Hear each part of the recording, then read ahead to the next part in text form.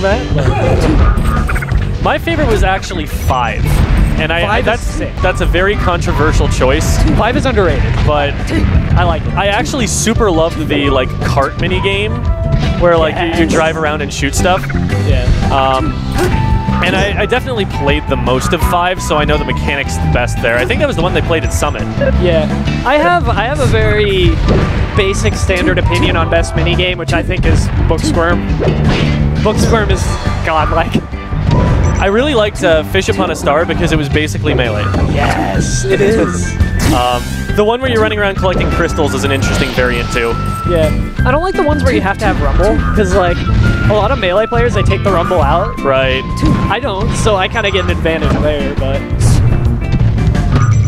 Alright, so this set, while we were talking about Mario Party, yeah, which is a valid thing to talk about on the mic, let's be honest. And not the euphemism Mario Party, mind you, the actual Mario Party. Yeah. So, alright, so I was about to say Valk down a stock, but we got 420 on the percents. Yeah, speaking of the euphemism Mario Party. Anyway, so Valk, she said she hasn't played Frosty in a little while, so she didn't know exactly where he was going to be at. And it looks like he's got a little bit of an edge at the moment. She's really got to make a comeback here. And there, she has an opportunity. Yeah. So this is actually looking a lot better than it was. Sheik edgeguarding Samus is stupid. Yeah. Like, that whole awesome bomb jump recovery to grapple and all that stuff, needle snipes. Yep. It's disgusting. She doesn't even have to hit you. She can snipe your bombs and get rid of them. Yeah, I personally think for Samus, this is like one of the worst matchups. I think it's like, the only ones that can test this are like Marth and definitely Puff. It's like, since Samus does so well against Spaceys, it kind of creates this issue that, you know, you have like a Spacey bracket, normally you get like at least one, you get a few, and then you run into like a Sheik or a Puff or something, and it feels bad, man. Yeah. Or you go to Colorado and it's just all Sheiks. Oh, that sounds miserable. No, they have Spaceys too, but all of their Spaceys are like PR, so... Yeah, it's like they have Cyrox. So like, seeding-wise, you're unlikely to run into them early. You're gonna run into all of their scrubs are the Sheiks. All their like mid-level or low to mid-level players. Yeah. You'll run into a bracket with like 4 Sheiks, and their meta is pretty well established for Sheik there. So that's one thing I think AZ needs a little bit more of, more Sheiks, so that we can get more practice. Yeah. So from what I know, Valk has been on the big grind. Big time grind. Yeah, she's been just everything. Frosty hasn't been around, but he's just always fundamentally solid. Yeah.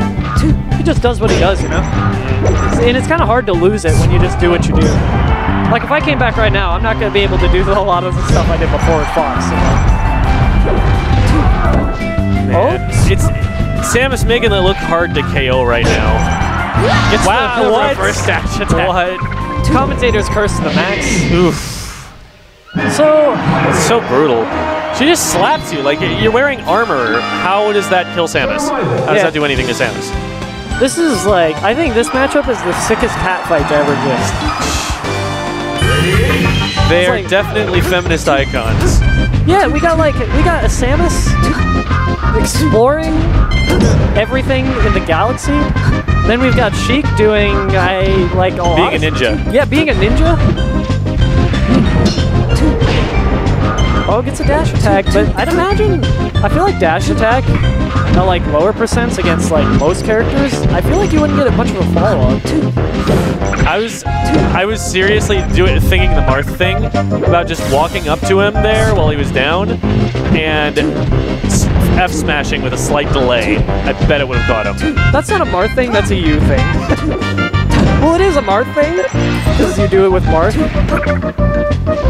Well, let's be honest, that was a really good delay on her grapple there to catch him while he was trying to sit on ledge. He was able to get back on ledge anyways, but it's best attempt. Oh, never mind. Yeah, that's not going to do it. Yeah, Valk. I don't think she would have been able to come back with bomb jumps there. That was rough. Yeah. So Valk took a second to compose herself.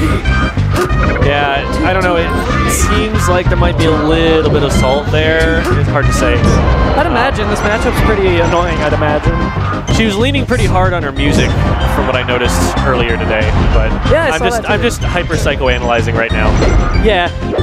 Yeah, I saw her smile earlier. Oh. Therefore, I can conclude this about her gameplay. Exactly. Oh, She needs to get this kill? Oh, never right. mind. I was It's gonna say, like, because the problem was, that was a mistake that she didn't just make once. She made it twice in a row. yeah. Okay, I mean, that'll get her back into it. Takes a little bit of a breath. She's got a pretty big deficit to come from, and from what I understand, I play zero Samus. But I'd imagine Samus's punish game is not the easiest to catch up with in like this kind of situation. Oh man, that needle snipe. Yeah, like can you do like a 0 to death comeback with this character? It doesn't really seem like it. I mean, I'm sure you can. But like, how do you find that kind of opportunity? You know, you got to get more neutral openings. And when you're playing against Sheik, Really feeding for down smashes right now, and it paid off there. So I mean, wow. wow, brought it Okay, back. where A little she bit, knows something I don't. little bit. I will say a little bit of suspect DI from Frosty. But Yeah, that's fair. That's definitely fair. yeah, Oh, a little bit early. She had the right idea too. She had the read that he had to come down, but did not time it right. A lot of times I find when I know I have a guaranteed hit, I'll swing a little bit early because I'm like, okay, this is all I have to do. Let's just press the button, go home. But you don't put your the appropriate stall into it. That was a really smart move from Frosty, and Valk did well not to get hit by it. He's being super threatening right now because he knows she's at high percent. Catches him out. All right, so that's good damage, honestly. Like, even if she dies right now, this is super doable. You don't want to die right now. You might. Yeah, that'll do it. that's rough. But this is definitely not all that far apart right now. Yeah. What I like about these two players right now is like, and I wish more players would do this at a like lower level, is they're using their movement to threaten space more, which is something nowadays I've been talking about a lot more because it's important in the game I now play for me. Yeah. So, like threatening space with movement is so nice. It's such a nice tool to have. Like, for example, what Napkins was doing earlier is when he's edge guarding Puff, he would like throw a turnip up to threaten upward space. Stuff like that. In your movement, in any projectiles, or with the move itself. And Frosty especially has been doing it with his movement a lot. Frosty's definitely got tempo right now. He's keeping center stage, and he's doing a really good job of putting hitboxes right where Valk wants to go. Valk has been playing the counter hit game all game. Ooh, that might, not quite. She's coming right down. I was about to say balls of steel, and I was like, wait, literally, because Samus and Nair. And So, ooh, that caught him, but she wasn't able to follow up. She fell down too low. I don't agree with that. Should have gotten hit by that. that dash attack, yeah, grabbing ledge won't be... I mean, I think you should still grab ledge there because you can ledge dash. Yeah, grabbing ledge against Sheik is just a good option because Sheik takes so long to land. Yeah, she did that slow get up. Even there where she missed the follow-up hit, she was still able to get a forward tilt out of it. This is super close.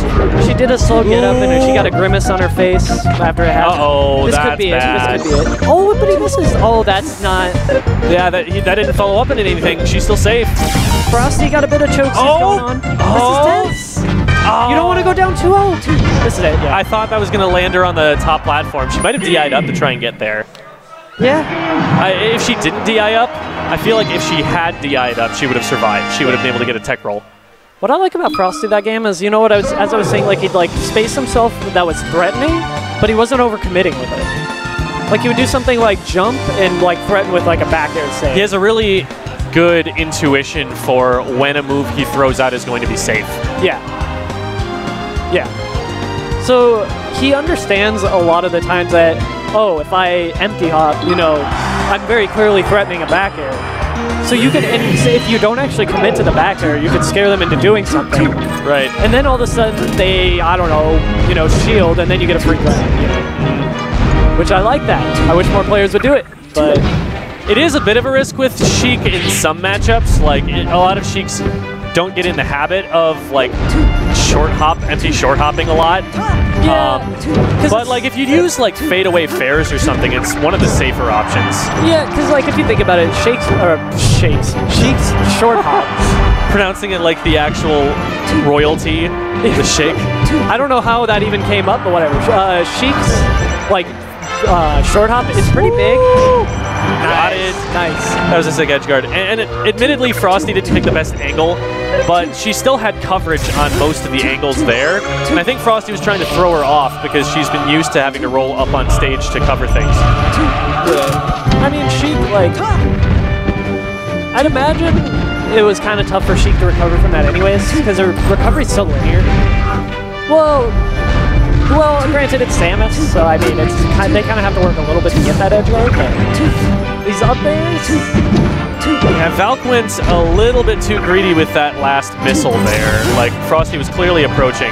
He should have backed off a little bit. Yeah, and I like when that transformation came up. All of a sudden, Frosty's just smothering. Yeah, I don't know. He got that one opening, and then it's a really non-standard stage. It's easy to keep applying pressure because you have this big old wall in the middle that you can't get around. And a random platform that's not that high up from the ground. Right. So, like, your best option a lot of the time is to take the hit off the wall, tech, and then get out of there. Yeah. Ooh, off the top. Yeah, she was not expecting to have to DI for that. And so, behind by a little bit, but not by much. That'd have been a forward smash, might have killed. The forward smash is risky. Yeah. I mean, at this point, I'd imagine the punishment would be too and yeah, Valk had a grimace. It wasn't a great prediction on the recovery. She's fine. Yeah, she got an air. 26% is nothing. Yeah. 49% is something, but still not huge. First time that she's landed a charge shot, and it was basically the same kind of charge shot she's been trying the whole time. Yeah, and the thing is, I think people fall in the habit of like seeing a charge shot miss and then just assuming it was bad.